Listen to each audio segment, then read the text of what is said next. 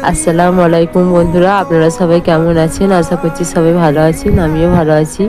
বন্ধুরা, বাড়িতে বাচ্চারা বায়না করছিল যে লাড্ডু খাবে, তো আমি ভাবলাম কিনে কেন খাওয়াবো, বাড়িতে একটু করেই দেখি কেমন হয়। তাই আপনাদের সাথে আমি বাড়িতেও করছি আর আপনাদের সাথেও শেয়ার করছি মতিচুরের লাড্ডু।